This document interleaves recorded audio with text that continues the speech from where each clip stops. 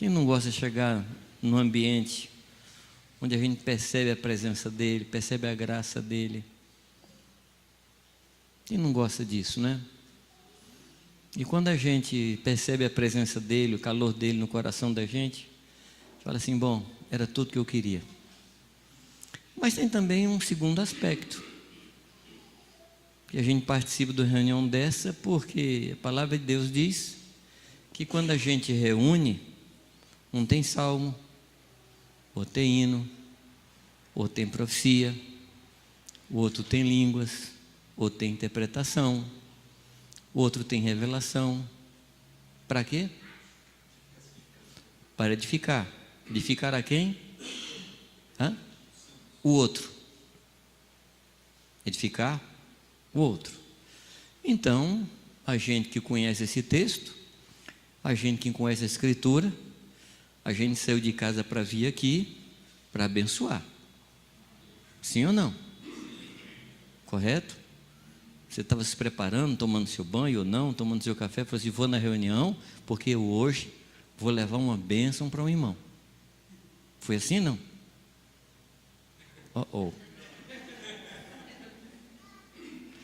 Eu me lembro de uma época, lá atrás, na pré-história, que a gente cantava assim, eu vim buscar minha bênção. Não sei quando se lembra desse tempo. Não é do seu tempo. Mas às vezes a gente não canta, mas a gente vem com essa atitude, a gente vem para receber. Mas os irmãos aqui não, né? Os irmãos saem de casa dizendo assim, eu vou falar em línguas, eu vou profetizar, eu vou curar, eu vou abençoar. Foi assim, não foi? Bom. Tá, então a gente fica devendo para a próxima. Tá bom? Durante um tempo lá em Jundiaí, não estou contando só como um testemunho, não estou contando para você fazer a mesma coisa, mas a gente enfatizou isso assim muito. E a gente falou para os irmãos, olha, quando você for participar de reunião, leva um presente para Cristo. Leva alguma coisa para oferecer ao Senhor. E aí eu falei para os irmãos, leva assim, uma caneta, um cartão, um pano de prato, um bolo, alguma coisa simples, para você entregar para Cristo. E onde é que está Cristo? Olha do lado aí. Aí está Cristo.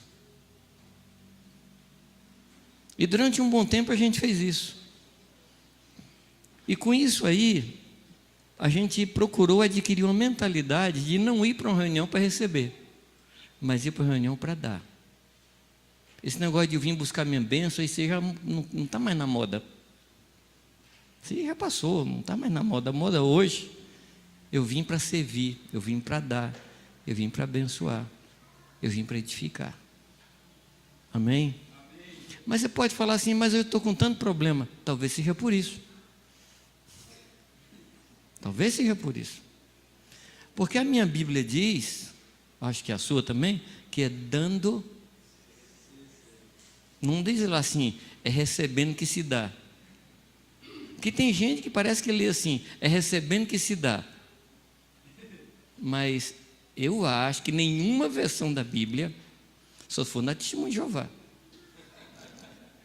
Mas nas versões normais, todas elas diz é dando.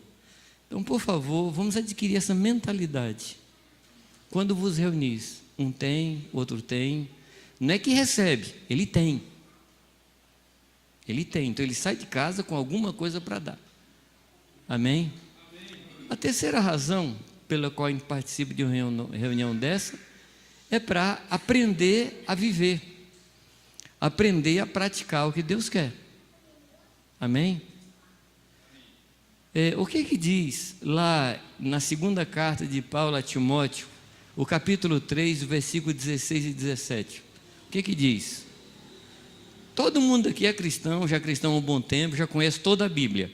Então, quando eu cito o texto, já vem assim na sua cabeça o versículo, né? Mas talvez hoje você está cansado, você não lembra bem, então abre lá. Segunda.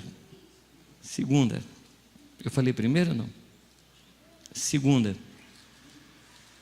Segunda carta de Paulo a Timóteo. O que diz no versículo 16? 3,16. Toda Escritura é divinamente inspirada e proveitosa para ensinar, redarguir, corrigir, instruir em justiça, para que o homem de Deus seja perfeito e perfeitamente habilitado para toda boa obra. Então, esse tempo aqui de leitura da Escritura é um tempo de aprendizado, é um tempo de edificação, é um tempo de fundamentação, é um tempo em que a gente tira as coisas que estão dentro de nós, que são duvidosas, e estabelece certezas da palavra.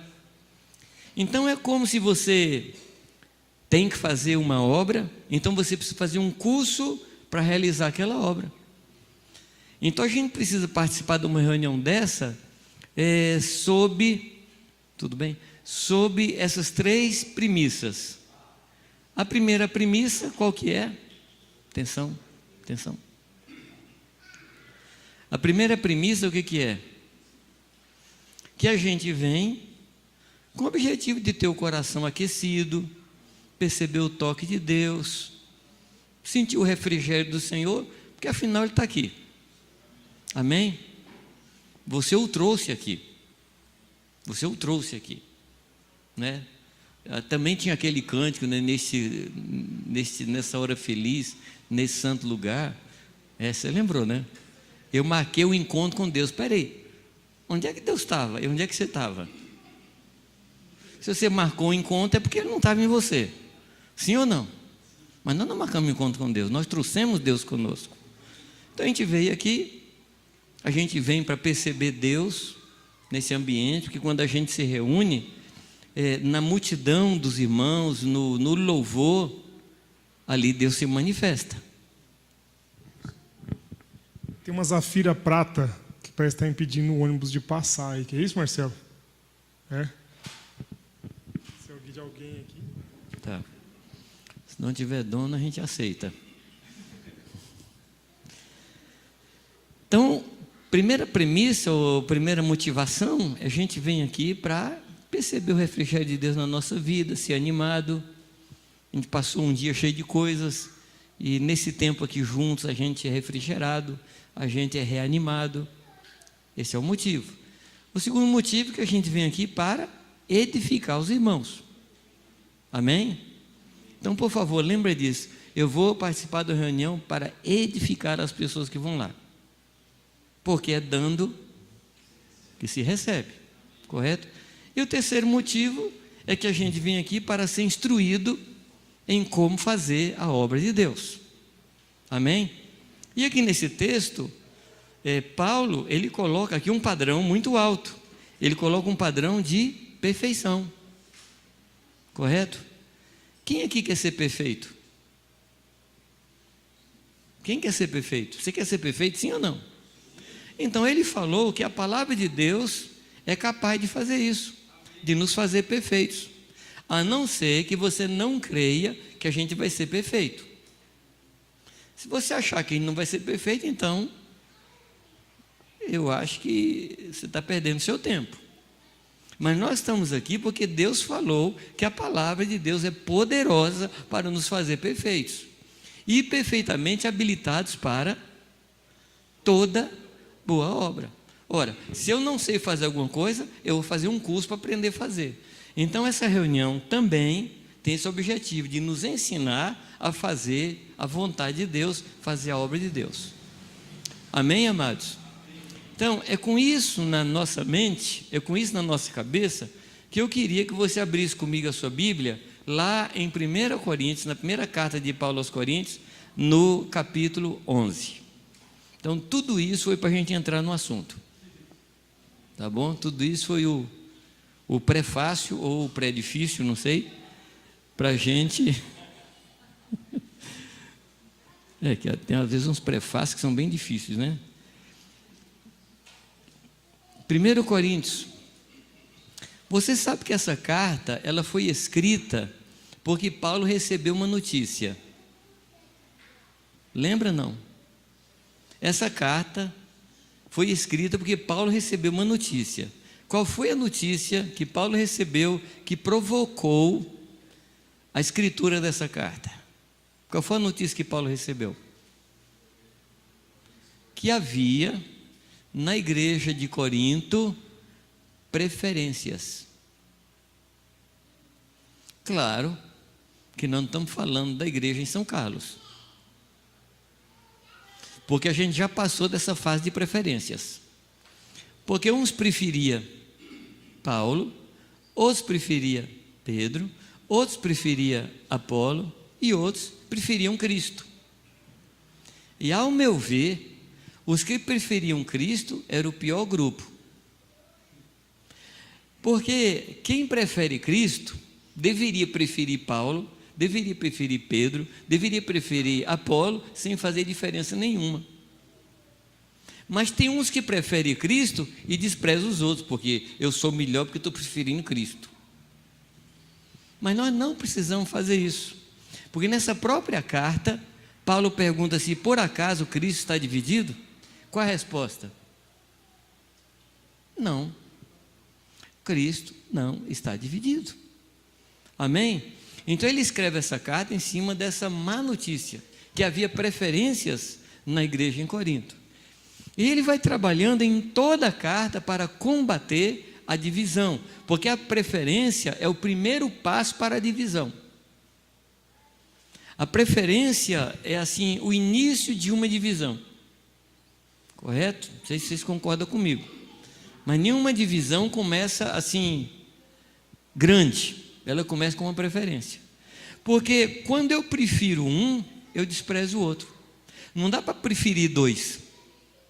Se eu prefiro um, eu desprezo o outro.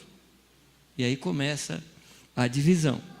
Ele vem falando disso, correto? Ele vem trabalhando com isso em toda a sua carta.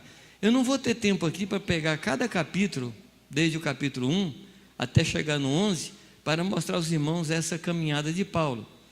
No capítulo 3, deixa eu saltar para o 3, ele fala, amados, que tanto Paulo, quanto Pedro, quanto Apolo, são cooperadores na lavoura de Deus, e nós somos edifício do Senhor. E no capítulo 3, ele mostra o motivo pelo qual há divisão, e ele fala que o motivo da divisão é nossa criancice. Preferência é sinal de criancice, porque eu não preciso preferir, eu prefiro o corpo de Cristo, eu prefiro a todos os irmãos. Amém?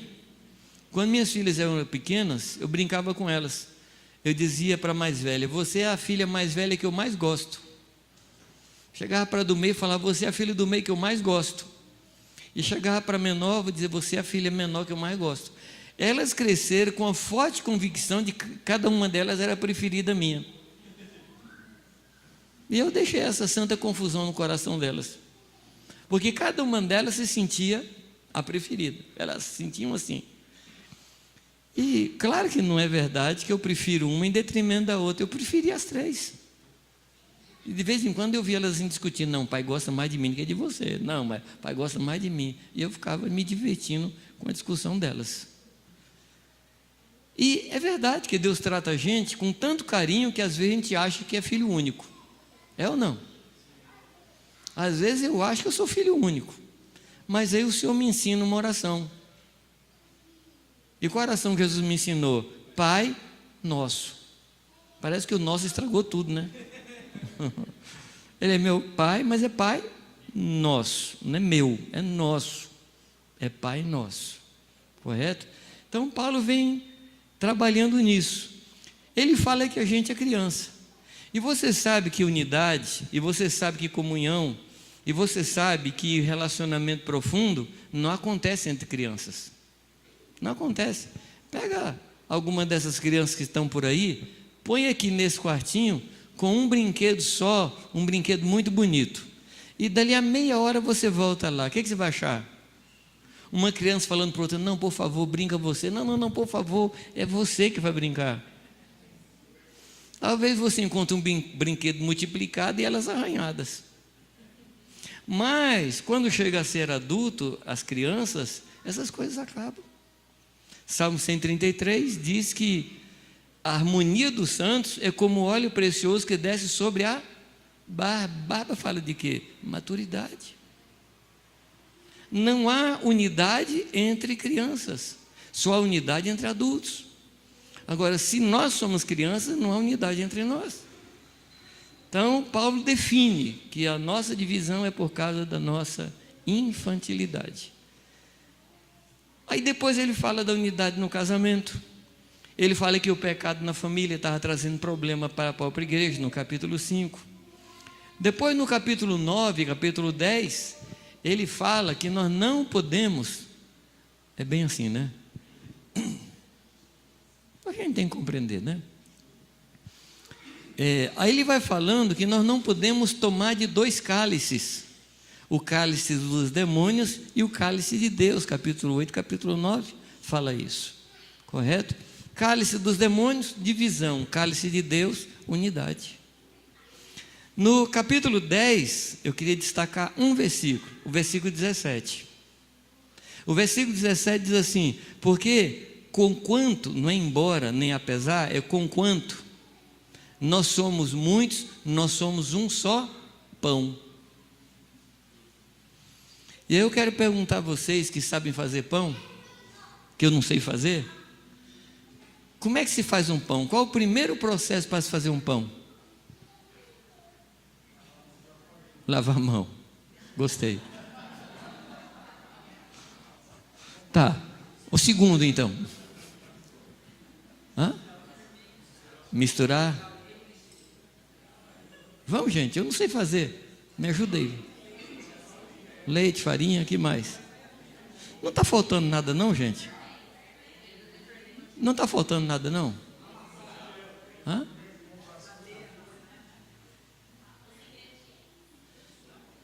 Eu acho que está faltando alguma coisa.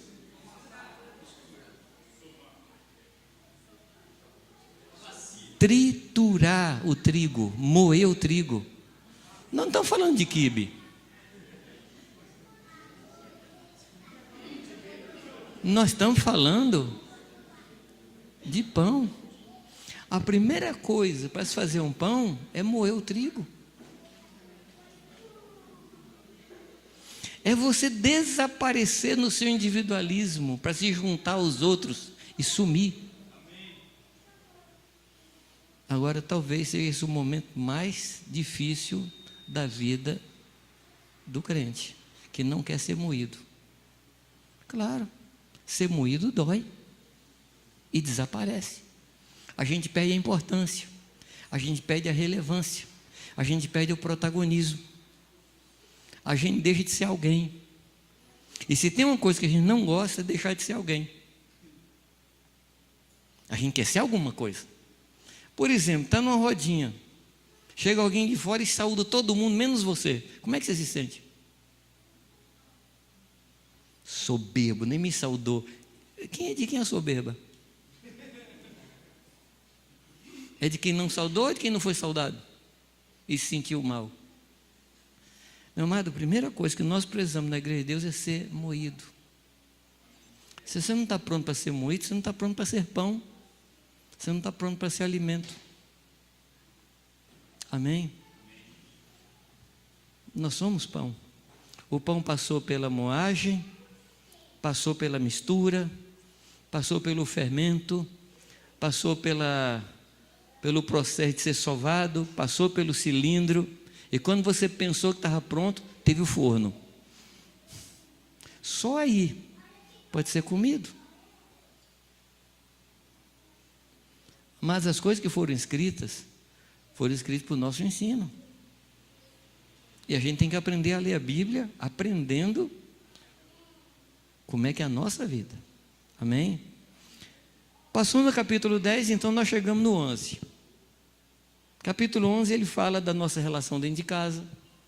Marido sendo cabeça da mulher, Cristo sendo cabeça do homem, Deus sendo cabeça de Cristo. Ele está falando da linha de autoridade. É assim que é, e não dá para mudar isso. Não dá para inverter isso, não dá. Correto? Mas eu queria chamar a atenção de vocês para 2 versículos. O versículo 17 e o versículo 23. Aliás, o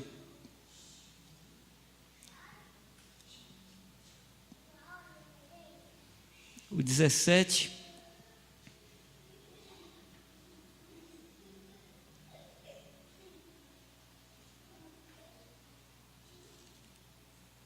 Tá, pega o 17 comigo, lê para mim, faz favor.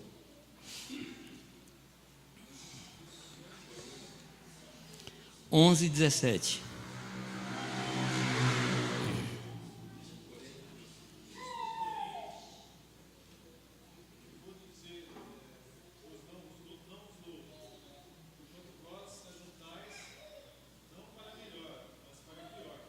Agora o 22.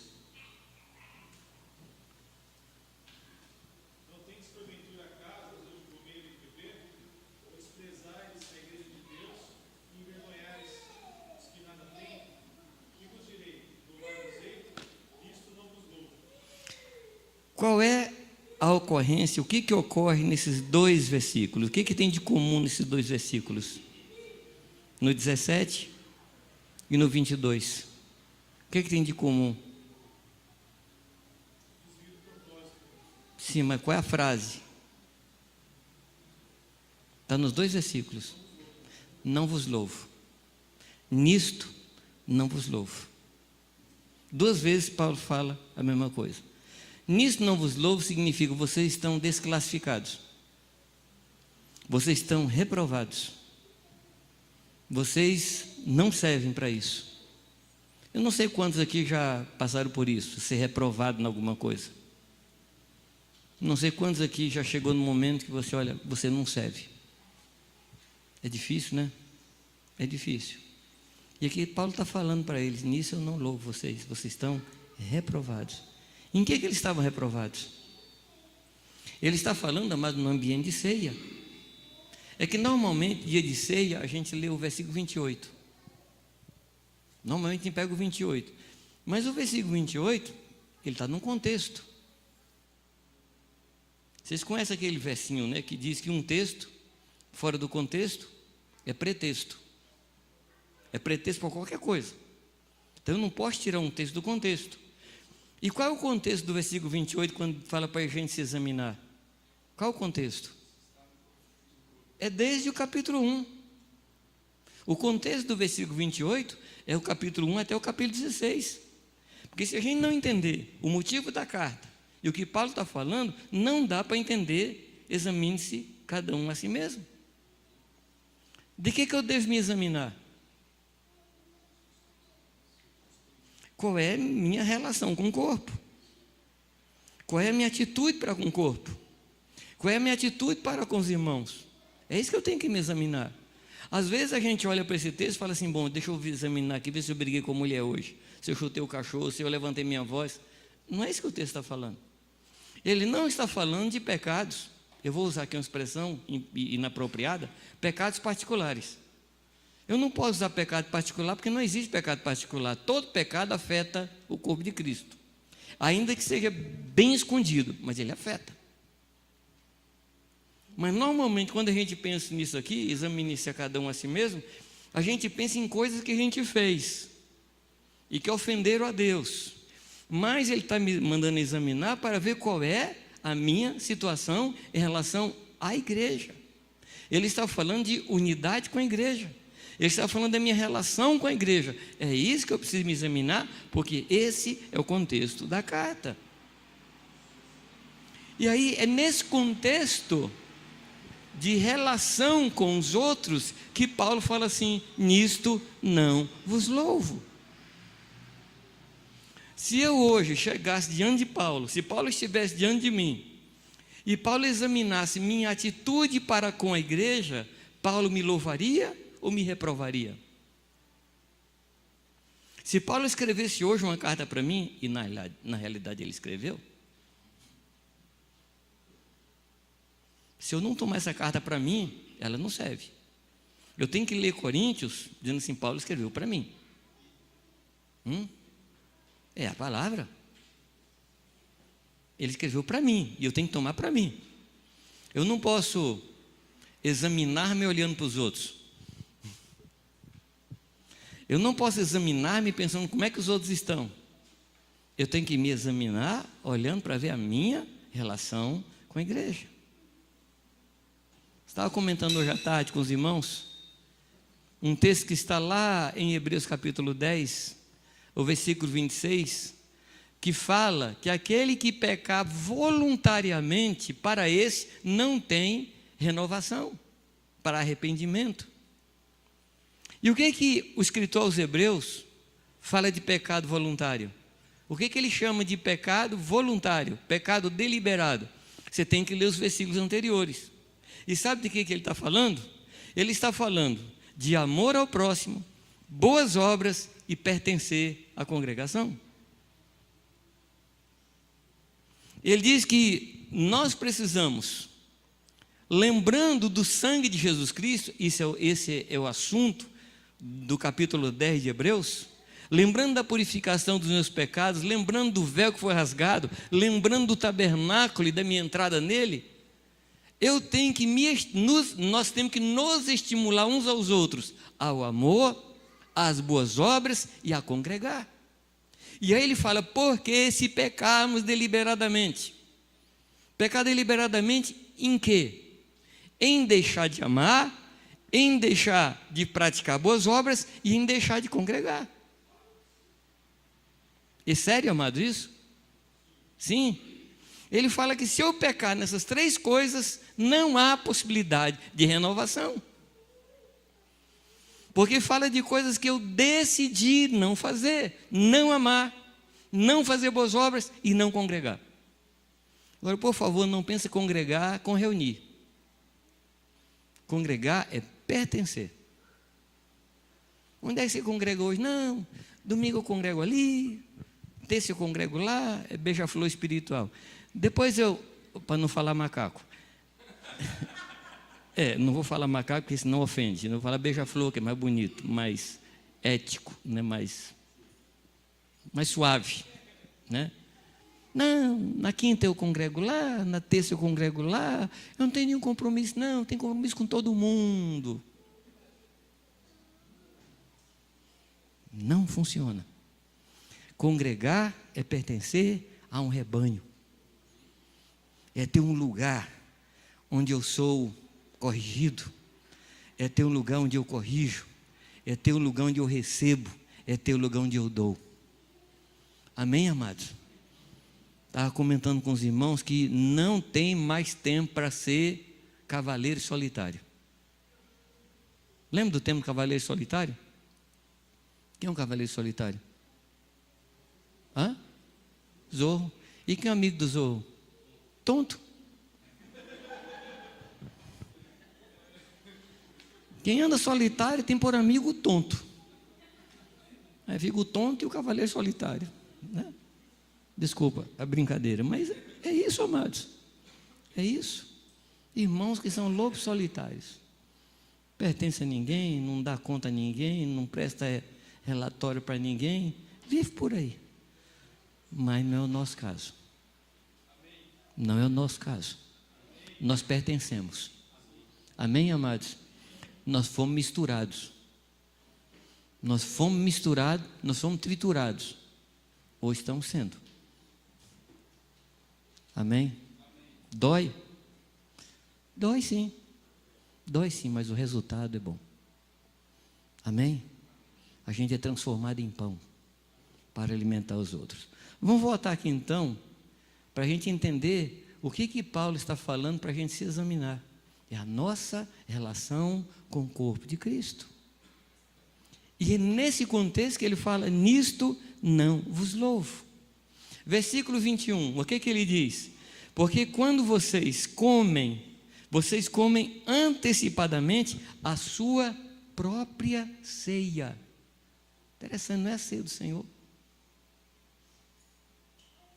Quando a gente tem uma atitude individualista, a gente não participa da ceia do Senhor. A gente participa da nossa ceia. Porque a ceia do Senhor, ela é inclusiva. A ceia do Senhor é onde eu participo da vida dos irmãos e os irmãos da minha vida. Amém, amados? Amados, que a celebração da ceia não seja a nossa própria ceia, seja a ceia do Senhor. Nós precisamos participar da ceia do Senhor. E ele diz assim, porque um tem fome e o outro se embriaga, ou seja, um fica sem comer e o outro come demais. Aí ele pergunta, será que vocês não têm casa? Come em casa então. Ou seja, se vai fazer errado, faça errado certo. Capricha no erro, fique em casa. Não tente viver duplicidade. Nós temos que ser 100% aquilo que a palavra fala e não andar nas metades, não ser medíocre. Amém, amados? O que ele fala mais? O que ele não louva? Versículo 33. Ele diz, portanto, meus irmãos, quando vos ajuntais para comer, o que diz aí? Esperar uns pelos outros. Como é que é isso aqui? O que é esperar uns pelos outros? O dirigente da ceia fala assim, gente, todo mundo com pão na mão? Tá, segura. Atenção, ao meu comando. Eu vou contar até 3 e todo mundo põe a mão na boca e vamos mastigar sincronizadamente. É disso que ele está falando? Esperar uns pelos outros fala de acolher, fala de receber, fala de trazer o irmão para nós. Esperar é aquela atitude que Jacó teve. Quando Jacó, depois de orar 21 anos, lembra da oração de Jacó, não? Quando Jacó sai da casa de seu pai, porque ele e a mãe dele haviam enganado o irmão, ele vai embora. Mas ele para no lugar e faz uma oração. Quem se lembra da oração? Senhor, se o Senhor permitir que eu volte em paz, o que ele chamava de voltar em paz? Era encontrar com seu irmão e reatar com seu irmão. Lembra disso? Não. 21 anos depois, ele está voltando para casa. E ele manda na frente uma oferta para o seu irmão. E o seu irmão aceita a oferta, mais do que a oferta, aceita o próprio irmão, aceita Jacó. E a palavra diz que Jacó olha para o rosto do seu irmão como o rosto de Deus. 21 anos, aquela oração está sendo respondida. E aí o seu irmão, Esaú, fala assim, olha, vamos comigo, vamos juntos voltar para casa. O que Jacó fala? Fala assim, não, eu tenho ovelhas pequenas, eu tenho ovelhas que mamam, eu tenho crianças pequenas, eu não posso apressar o passo por causa daquelas ovelhas. Isso é esperar, é esperar o débil, é esperar o fraco, é esperar aquele irmão que não consegue caminhar, é acolher o débil na fé, sem criticá-lo, sem julgá-lo, sem condená-lo, sem jogá-lo fora. Amém, amados? Nós precisamos nos acolher uns aos outros, não condenar. Agora, não, mas ele está cheio de pecado. Sim, não é por isso que ele precisa da gente? Não é por isso? Ele é um fracão. Então, a palavra fala que nós precisamos suportar uns aos outros. A gente troca suportar por tolerar. A palavra não fala para tolerar, fala para suportar. Qual a diferença de tolerar e suportar? Olha, eu estou tolerando você, mas está perto, né? Não sei se vou aguentar. Isso é tolerar. Mas suportar é o que essa coluna está fazendo com esse teto. Você está percebendo ela reclamar, não? Não, ela está cumprindo o papel dela. E nós precisamos, amados, aprender a suportar uns aos outros. E suportar significa pôr no ombro e levar. Acolhei os débeis na fé, não para discutir. Amém, amados? Esperar uns pelos outros é ver aqueles irmãos que estão fracos e trazê-los para perto. É chegar numa reunião e perceber aqueles irmãos que você percebe que o olhar dele está meio, eu chamo farol baixo. O olhar dele está assim meio opaco. O que você faz? O irmão está abatido. O que você faz? Liga para o pastor para ele visitar? Isso também caiu de moda. Vai você e ele. Vai lá, suporta. Existem duas histórias na Escritura. Uma delas eu falo, Deus, como é que pode haver uma história dessa na Bíblia? Qual é a história? A história do coxo, num poço chamado, como é o nome do poço? Betesda. Betesda. Betesda era um poço que ficava num vale em Jerusalém. A pessoa precisava descer escadarias muito grandes para chegar lá. E um coxo, uma vez que desceu, ou era curado ou morria lá embaixo. E estava esse homem lá. E Jesus gosta de fazer umas perguntas óbvias. Jesus chega para aquele rapaz, então, qual é a sua situação? O que ele responde? Quem se lembra? Ele fala assim, é que um anjo aparece aqui, move as águas, e o primeiro que descer é curado. Mas eu não tenho ninguém. Como era o nome do poço? Que significa o quê? Casa de misericórdia. Está falando de quê, casa de misericórdia? A igreja. A igreja não é a casa da misericórdia? Admite-se na igreja alguém que não tem ninguém? Admite-se na igreja uma pessoa que possa falar isso, eu não tenho ninguém para me levar para a água. É uma história absurda, amados. Na casa da misericórdia, uma pessoa solitária. O que vocês acham? Agora, sempre que eu prego isso, eu escuto alguns irmãos pensando. Loucura, né? Mas eu escuto alguns irmãos pensando. O rosto, ele diz assim, é verdade, eu não tenho ninguém mesmo, ninguém me ama, ninguém me quer. Para com isso.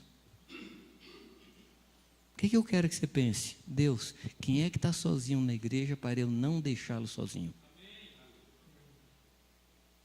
Nós temos que mudar essa atitude de coitadinho. Nós temos que mudar essa atitude de esperar. Nós temos que ir atrás. Amém? Há um cântico de Daniel de Souza, eu não sei quantos conhecem, mas diz que nós somos os pés, nós somos as mãos, nós somos a boca de Jesus Cristo. Você está orando por um fraco? Vai lá visitar. Você está orando por um doente? Vai lá. Você sabia que boas obras não salvam? Sabia ou não? Mas você sabia que a falta de boas obras pode levar para o inferno? Boas obras não salvam, mas a falta de boas obras pode levar para o inferno. Vinde a mim, benditos do meu Pai, porque eu estive nu, me cobriste, tive fome, me alimentaste, tive sede, me dessedentaste, estava preso e me visitaste. Aí os discípulos perguntam, Senhor, quando é que vimos o Senhor nu? Quando é que vimos o Senhor com fome? Quando é que vimos o Senhor com sede? Quando é que vimos o Senhor preso? O que Jesus responde? Todas as vezes que fizerdes isso a um dos meus pequeninos irmãos, a mim me fizestes. Aí depois ele diz, apartai-vos de mim. Apartai-vos a quem? Quem não fez isso. Então, definitivamente eu não sou salvo por boas obras, mas eu sou salvo para praticar boas obras. Amém? Então, por favor, mantenha os seus olhos abertos. A música de Daniel, estou começando a lembrar uns pedaços dela. Eu sou os olhos do Senhor em busca dos feridos. Não é isso que diz a música dele? Quem se lembra aí? Quem se lembra? Mas é isso. É isso. Eu sou os pés, as mãos, os olhos em busca dos feridos. E esses, amados, somos nós. Amém? Agora, a gente está vivendo num século esquisito, onde as pessoas perderam a sensibilidade. Às vezes, pessoas param perto de um acidente de carro, falam assim, foi nada não aconteceu nada não, só batido, não teve sangue. Quer dizer, o que atrai as pessoas é o sangue. Tanto faz. Os acidentes de carro passaram a ser números. A pessoa morre no acidente, a gente não pensa na família que ficou, no filho que ficou, na mãe que ficou, no marido que ficou, na esposa que ficou. A gente pensa em números. Infelizmente, esse é o nosso século. Às vezes está passando notícia na televisão, caiu um avião, morreram tantas pessoas. Ah, o Flamengo jogou ontem e tal coisa.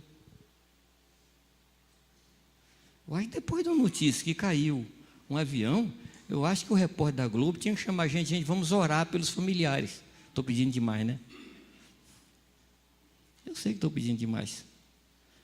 Mas é que eu fico revoltado, assim, uma notícia de uma catástrofe misturada com a notícia de esporte. Um negócio assim absurdo que nós estamos vivendo. Agora, infelizmente, no mundo é comum, mas na igreja, amados, não. Na igreja, não. Porque Deus nos deu um coração de carne, um coração no qual foi restaurada a sensibilidade ao que está fraco, ao que está abatido, ao que está enfermo. Amém? Examine-se. Examine-se. Vê como é a sua situação em relação à igreja. Que Deus restaure em nós a sensibilidade, que nós possamos esperar uns pelos outros. Amém? E em que mais Paulo diz que ele não nos louva? Vamos lá para o capítulo 12. Diz assim, versículo 15. Se o pé disser, porque não sou mão, não sou do corpo, não será por isso do corpo? Qual é a situação aqui? Pessoas que rejeitam o seu chamado e o seu ministério e estão em busca de outras coisas. Pessoas que não se conformam com aquilo que Deus tem para si e ficam deslumbrados por outras coisas. Eu digo, meu irmão, se o seu chamado é para ser pé, seja o pé mais bonito, seja o pé mais forte, seja o pé que sustenta. Não queira ser olho, seja aquilo que você é. Seja aquilo que você é em Deus. Ah, mas eu não valho nada, eu não sirvo para nada. Para com isso. Porque Deus colocou a cada um de nós na igreja como Ele quis, com uma finalidade. E nós precisamos descobrir o nosso papel. E dias atrás eu estava conversando com o Irani, dentro desse tema aqui, a gente estava conversando sobre a sobrancelha. Parece que é um negócio inútil, né? Tem até gente que raspa e pinta outra em cima, né? Gente por aí. Para que serve a sobrancelha? Não deixar cisco, não deixar suor. E também ela funciona como a grama no barranco, para não desbarrancar tudo isso aqui, ó. A sobrancelha serve para isso. Ela segura o barranco. Ou você acha que Deus falou assim, bom, sobrou uns pedacinhos de cabelo aqui, deixa eu ver onde eu pôr, deixa eu ver. Ah, aqui tá bom. Tudo que Deus fez, Ele fez de modo assombrosamente maravilhoso. É que nós não descobrimos. Amém? Ele nos fez assombrosamente maravilhoso. E o corpo de Cristo é assombrosamente maravilhoso também. Você é assombrosamente maravilhoso. O seu ministério é assombrosamente maravilhoso. Agora, por favor, meu amado, descubra o seu ministério e cumpra cabalmente. Seja efetivo. Seja efetivo. Seja útil na igreja. Amém? Se Deus não levou ainda, é porque você é útil aqui. No dia que você não for útil aqui, Deus vai levar você, porque Deus se alegra com a morte dos santos. Deus tem saudade da gente. E por que Deus se priva de fazer uma festa com a nossa chegada lá? Eu tinha dito para os irmãos que tem duas coisas que alegram Deus. Quando um pecador se arrepende e quando um santo morre. Se você quiser alegrar Deus, faz uma dessas duas coisas. Prega para a gente se converter ou morra. Para alegrar a Deus. Você está disposto a morrer agora ou não? Então prega o evangelho. Distrai Deus com pecadores. Deus, eu vou mandar uns pecadores para o Senhor aí, ó, tudo convertido, porque eu ainda quero ficar por aqui. Mas ficando aqui, prega a palavra. Seja útil. Não queira ser olho se você for pé. Não queira for pé se você for olho. Seja plenamente aquilo que Deus mandou você fazer. Para que Deus não fale, nisto não vos louvo. Mais tarde, um pouco, mais adiante um pouco, versículo 21, olha só onde é que chega. O olho não pode dizer à mão, não tenho necessidade de ti. Aqui a coisa extrapolou. O 21, não tenho necessidade de ti. Você acha que tem gente na igreja que pensa isso? Não. Eu não preciso de ninguém. Jesus Cristo é o meu cabeça. Eu escuto o Senhor. Não preciso escutar através de ninguém. Você já viu isso na igreja ou não? Qual foi o fim desse negócio? A palavra fala, entre tantas coisas, na multidão de conselheiros está a sabedoria. Ele falou com que o solitário habitaria em família. E o nosso lugar é dentro da família de Deus. E nós nos necessitamos mutuamente. Amém? Eu preciso de você e você precisa de mim. Nós nos necessitamos.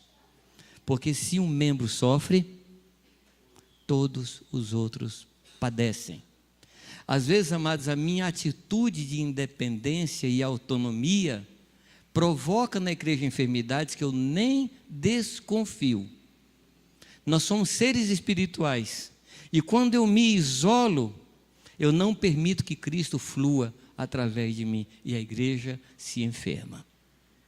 Eu preciso cumprir a minha parte. E eu preciso dos irmãos. Amém, amados? Você precisa dos irmãos ou não? Quanto mais eu vivo, mais eu dependo da igreja. Mais eu dependo. Porque a minha vida me ensinou uma coisa. Eu não sei como fazer as coisas. Meu pai na fé dizia que o aluno que mais sabe é o aluno do primeiro ano. É o aluno que mais sabe. O professor fala uma coisa e fala assim, eu já sabia. Eu já li. Eu já achei na internet. Meu pai falava isso. Mas quando vai estudando, vai terminando a faculdade, 4º ano, 5º ano, termina a faculdade e fala, meu Deus, e agora? Eu não sei nada. É assim ou não? Eu estou com 48 para 49 anos de ministério. E cada vez que eu chego diante do povo de Deus, meus joelhos tremem. Meus joelhos tremem. Porque me sinto incapaz, me sinto despreparado, sinto que não sei, mas como diz os militares da aeronáutica, preparado nunca, pronto sempre. Não me sinto preparado, mas se Deus me mandou, eu vou fazer. Amém? Deus me mandou, eu vou fazer. E Deus me usa, é porque não tem coisa melhor. Então, se conformem. Deus podia usar coisa melhor. Mas como ele me achou assim, tá, vai em frente. Eu acho que mula de Balaão é um bom exemplo para mim. Só tinha a mula, Deus falou uma mula, correto? Mas ainda que eu seja uma mula de Balaão, eu estou aqui para falar aquilo que Deus quer que eu fale. Amém? E eu preciso dos irmãos. Eu preciso dos irmãos. Eu tenho aprendido no decorrer dos anos a pedir conselho. Ah, mas eu já sei fazer. Sim, eu sei fazer muita coisa, mas eu escolho perguntar. Sabe quando a gente mais erra, não? Sabe quando a gente mais erra? É quando a gente tem certeza. Porque quando você não tem certeza, você pergunta, sim ou não? Quem é que mais morre afogado? É quem sabe nadar. Porque quem não sabe nadar fica na beirada e não afoga. Não confie em si mesmo. Não se estribe no teu próprio conhecimento. É o que diz a palavra de Deus. Seja dependente dos irmãos. Seja humilde. Pergunte. Se aconselhe. Peça oração. Peça direção. Quantas vezes nas nossas reuniões eu sou o mais ancião lá do nosso presbitério em Jundiaí. Para não falar antigo nem velho, né? Eu sou o mais ancião lá, algumas vezes ansioso. E quantas vezes os novos, lá os presbíteros novos, falam assim, não, Jamil, não é por aí não, nós vamos fazer assim. Eu falo, tá bom, vamos lá. Vamos lá. Não fique emburrado, não fique chateado, porque ele está vendo de um ângulo que eu não estou conseguindo ver. Eu tenho que me submeter. Amém, amados? Isso me traz paz, me traz tranquilidade. Porque o solitário, ele é ansioso. O solitário, ele fica sempre inseguro. Mas, amados, é no meio da igreja que nós recebemos ajuda e segurança naquilo que fazemos. Então, por favor, nunca permita que entre no seu coração esse sentimento, eu não preciso de ninguém. Nunca deixe entrar. Não é de Deus. Eu quero terminar só lembrando a você um fato. Quem é Jesus? Quem é Jesus? É o Deus que veio a essa terra. Jesus é plenamente Deus. Sim ou não? Tem alguém mais elevado que Jesus? Não. Mas ele veio, ele se submeteu a uma menina que nunca tinha tido filho, não sabia criar, se submeteu a ela, se submeteu a um carpinteiro, e na hora do ministério, ele se submeteu a João, para ser batizado. O Rei dos Reis se submeteu a um homem e foi ser batizado por ele. Será, amados, que nós precisamos de outro exemplo? Eu acho que não. E aí, Paulo, olhando para Cristo, ele diz, tende em vós o mesmo sentimento que houve em Cristo Jesus, de humilhação, de submissão, de esperar nos outros. Amém? Voltando para 1 Coríntios. Se hoje, Paulo escrevendo essa carta para mim e para você, o que é que ele diria? Nisso não vos louvo? Ou ele diria assim, você está aprovado? Tempos atrás, mais precisamente no ano passado, eu tive que fazer exame de motorista de novo, para pegar aquela isenção. Eu tenho problema nos 2 ombros. Mas a coisa que mais me deixou assim, muito satisfeito, é que eu vi na planilha lá do examinador, não cometeu nenhuma falta. Falei, Deus, despede paz do teu servo. Ah, como eu quero que o Senhor olhe para mim e diga assim, Jamil, você está aprovado. E não, nisso não vos louvo. Vamos nos examinar, amados. Vamos nos examinar para ver como é que nós estamos em relação à igreja do Senhor. Para ver qual é a nossa prática, qual é o nosso coração. Vamos fazer isso. Será que a gente pode curvar a cabeça e orar por alguns minutinhos sobre isso?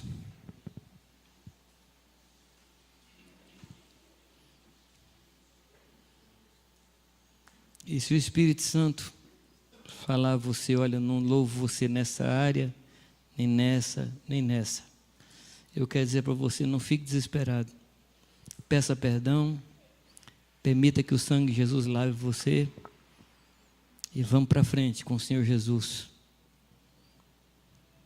Ó Senhor, ó Senhor, Senhor Jesus. Senhor, não há nada encoberto em nós para o Senhor. Em hipótese nenhuma, Senhor Deus, podemos esconder qualquer coisa de Ti. Fazemos, Pai, a oração do Teu servo no passado. Sonda-me e vê se há em mim algum caminho mau. Oramos a oração do Teu Filho, Senhor, que pedia, livra-me dos pecados que me são ocultos. Quantas coisas, Pai, nós abrigamos em nós, das quais nós não temos convicção de pecado ainda. Mas nós pedimos a Ti, Senhor Deus, que o Teu Espírito haja nesta noite e nos próximos dias em nosso coração, revelando-nos, Pai, aquelas coisas em nós que não Te agradam, que ferem a Tua santidade, que estão diferentes daquilo que o Senhor planejou. Senhor, nós cremos na Tua misericórdia, cremos na Tua benignidade, cremos no poder do sangue de Jesus para nos purificar de toda injustiça. Nós cremos, Pai. Senhor, limpa-nos, lava-nos, Pai, e seremos limpos, Pai. Ah, Senhor Jesus, vem ao nosso coração, Senhor, e tira do nosso coração tudo aquilo que não pertence a Ti, Senhor. Pai, lança luz nas nossas trevas, Senhor. Oh, Senhor Jesus, clamamos a Ti, Pai, que nesta noite, Pai, o Senhor nos convença do pecado, da justiça e do juízo, Senhor. Mostra, Senhor Deus, se há em nós algum caminho mau, Senhor, e livra-nos disso, Pai, por amor do Teu nome. Senhor, nós queremos chegar diante de Ti, Senhor Deus, com o nosso rosto descoberto. Queremos chegar diante de Ti, Senhor, sem ter do que nos envergonhar, Senhor. Queremos nos apresentar diante de Ti inculpáveis, Senhor Deus, irrepreensíveis. Não por causa do nosso esforço, Senhor Deus, mas por causa da obra do Teu Espírito em nós, Senhor, que nos limpa, que nos lava, que nos purifica, Senhor, que nos aperfeiçoa. Senhor, a Tua palavra diz, Senhor Deus, que ela é capaz de nos fazer perfeitos e perfeitamente habilitados para toda boa obra. Senhor, nós pedimos a Ti, Senhor Deus, que a Tua palavra opere em nós, Senhor, como um martelo que esmiuça a penha, como uma espada afiada, Senhor Deus, que penetra até a divisão de alma e espírito. Senhor, faz isso em nós, Pai. Tua palavra é luz e lâmpada, Senhor. Senhor Jesus, nós estamos aqui diante de Ti, clamando ao Senhor. Nós queremos, Pai, uma transformação completa da nossa vida, Senhor. Viver não na nossa expectativa, mas na Tua expectativa. Não viver no nosso padrão, mas no Teu padrão, Senhor. Senhor, faz-nos subir, faz-nos elevar o nosso nível, Senhor, de espiritualidade, de cristianismo, Senhor Deus.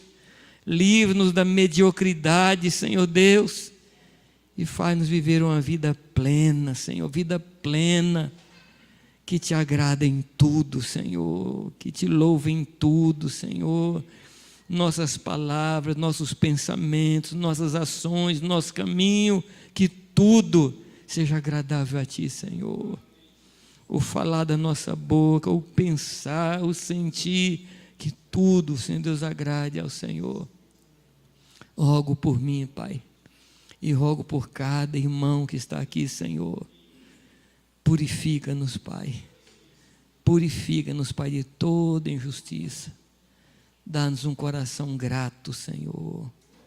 Dá-nos um coração grato, para que vivamos para Ti, Senhor Deus, com alegria, Senhor. Com alegria, Senhor. Oh, Deus. Oh, Senhor Jesus.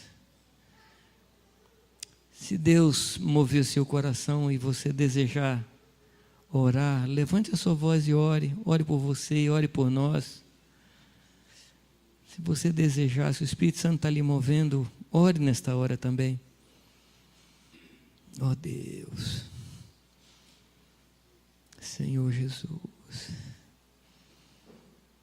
oh Deus, oh Deus. Vamos ter um tempo de intercessão, amados. Vamos interceder uns pelos outros. A proposta do Senhor é uma proposta sublime, proposta transformadora, e nós precisamos da ajuda uns dos outros. Vamos interceder uns pelos outros. Em nome de Jesus. Em nome de Jesus. Vamos nos aproximar uns dos outros. Vamos interceder. Vamos clamar a Deus pela vida dos nossos irmãos. Por favor, amados, ninguém sozinho. Vamos orar uns pelos outros. Nós precisamos desesperadamente. Precisamos do mover do Espírito Santo em nossas vidas. Precisamos. Oh Deus, ouve a oração do Teu povo nesta noite, Senhor. Ouve a oração do Teu povo, Senhor. Senhor Jesus.